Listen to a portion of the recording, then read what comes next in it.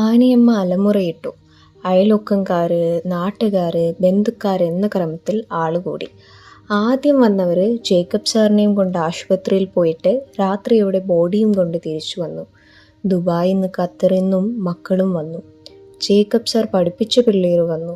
കൂടെ പഠിപ്പിച്ച അധ്യാപകർ വന്നു. ഞായറാഴ്ച 4 മണിയോടെ അടക്കം കഴിഞ്ഞ് പള്ളി നാള് പിരിഞ്ഞു. 7 കഴിയുന്നവരെ എപ്പോഴും ആൾക്കാരുണ്ടായിരുന്നു വീട്ടിൽ. ആദ്യം നാട്ടുകാരും പിന്നെ ബന്ധുക്കളും, ഏറ്റവും ഒടുവിൽ മക്കളും പിരിഞ്ഞുപോയി. ഏറ്റവും ഇളവേണ്ട ഭാര്യയും മക്കളും 30 കഴിഞ്ഞാണ് തിരിച്ചു പോയത്. ആനിയമ്മയെ അവരുടെ കൂടെ ഖത്തറിലേക്ക് കൊണ്ടുപോകാനായിരുന്നു പ്ലാൻ. ആനിയമ്മ അമ്പിനും വില്ലിനും അടുത്തില്ല. പൂച്ചയുണ്ട്, കോഴിയുണ്ട്, മുറ്റം നിറയെ ചെടികളുണ്ട്, അപ്പൻ്റെ ഓർമ്മയുണ്ട്, പള്ളിയുണ്ട്, ഒക്കെയും ഇട്ടേച്ച് വരാൻ പറ്റില്ലെന്ന് അവരങ്ങ് തീർത്തു പറഞ്ഞു. മക്കൾ ആ ശ്രമം തൽക്കാലം ഉപേക്ഷിച്ചു. ഒറ്റയ്ക്ക് നിൽക്കുമ്പോൾ പഠിച്ചോളുമെന്ന് ഉള്ളിൽ പറഞ്ഞ് അവർ അവസാനത്തെ ആളും വീട്ടിൽ നിന്നിറങ്ങി. ആനിയമ്മ ശരിക്കും ഒറ്റയ്ക്കായി.